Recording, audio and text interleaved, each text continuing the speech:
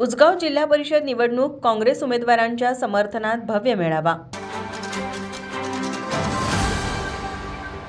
उसगाव येथील जिल्हा परिषद व पंचायत समिती निवडणुकीच्या पार्श्वभूमीवर काँग्रेस पक्षाच्या उमेदवारांच्या समर्थनात भव्य मेळाव्याचे आयोजन करण्यात आले होते।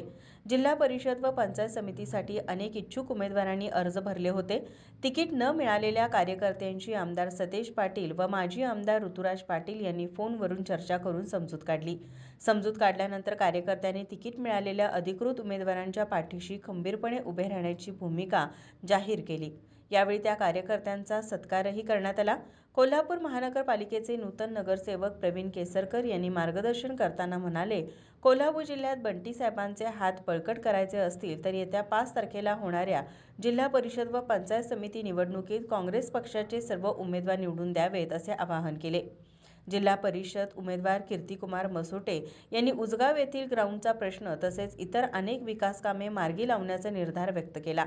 येणाऱ्या 5 तारखेला हात या चिन्हासमोरील बटन दाबून मला प्रचंड मतांनी विजयी करा असे आवाहन त्यांनी मतदारांना केले।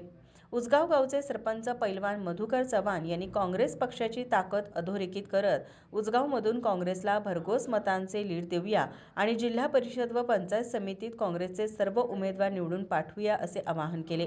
या मेळाव्याला उपसरपंच श्रीधर कदम, अभिजित सनगर, सूरज पाटील यांच्यासह ग्रामपंचायत सदस्य, काँग्रेसचे पदाधिकारी, कार्यकर्ते, नागरिक, महिला मोठ्या संख्येने उपस्थित होत्या। माझा महाराष्ट्र न्यूजसाठी कॅमेरामन रोहन पाटीलसह विजय शिंदे, उसगाव।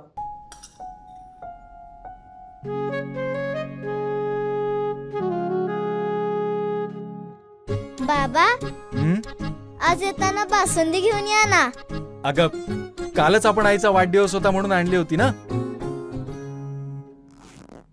ऐकलं, गोकुळची बासुंदी पुन्हा खावीशी वाटतेय।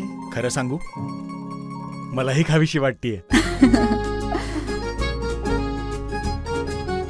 पुन्हा पुन्हा खावीशी वाटणारी गोकुळ बासुंदी। ताज्या घडामोडी पाहण्यासाठी माझा महाराष्ट्र न्यूजला आजच सबस्क्राईब करा।